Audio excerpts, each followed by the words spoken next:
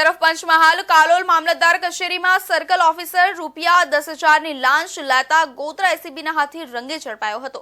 ફરિયાદી ખેડૂત પાસે લાંચ આપવા માટે રૂપિયા 1 લાખ સામટી રકમ ન હોવાથી લાંચીય અધિકારીએ 10,000ના હપ્તા બાંધી આપ્યા હતા।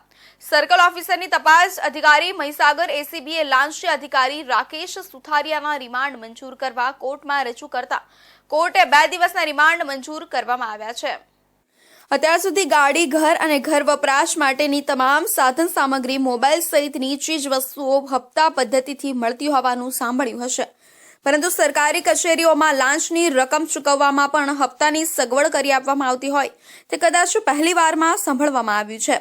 આમ પંચમહાલ જિલ્લાના કાલોલ મામલતદાર કચેરીના સર્કલ ઓફિસર રાકેશ કુમાર કચ્છના ભાઈ સુથારિયા કે જેઓએ સરકારી પડતર જમીન ખેડવા માટેની સંમતિ આપવાના કામે ફરિયાદી ખેડૂત પાસેથી લાંચ પેટે રૂપિયા 1 લાખની માંગ કરી હતી। જોકે ફરિયાદી ખેડૂત પાસે પૂરતી રકમની સગવડ ન હોવાથી સર્કલ ઓફિસરે 10,000ના હપ્તેથી લાંચની રકમ ચૂકવવા જણાવ્યું હતું।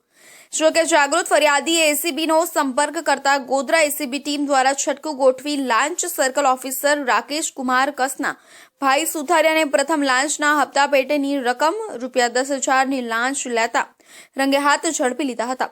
આમ કાલોલ મામલતદાર કચેરીના નાયબ મામલતદાર સર્કલ ઓફિસર રાકેશ કુમાર કચ્છના ભાઈ સુથારિયા પાસે અરજદારે સરકારી પડતર જમીન ખેતી માટે અરજી કરી હતી।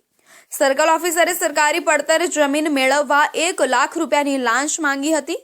અરજદારે એક સામટા 1 લાખ આપી શકે તેમ ન હોવાનું કહેતા સર્કલ ઓફિસરે લાંચ રકમ એક સાથે ન અપાય તો હપ્તે આપવાનું જણાવ્યું હતું।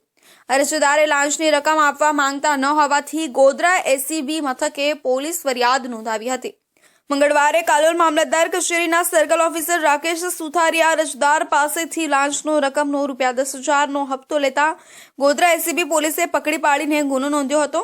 આમ સર્કલ ઓફિસરની તપાસ અધિકારી મહીસાગર એસીબીએ લાંચીય અધિકારી રાકેશ સુથારિયાના રિમાન્ડ મંજૂર કરવા કોર્ટમાં રજૂ કરતા કોર્ટે 2 દિવસના રિમાન્ડ મંજૂર કરવામાં આવ્યા હતા।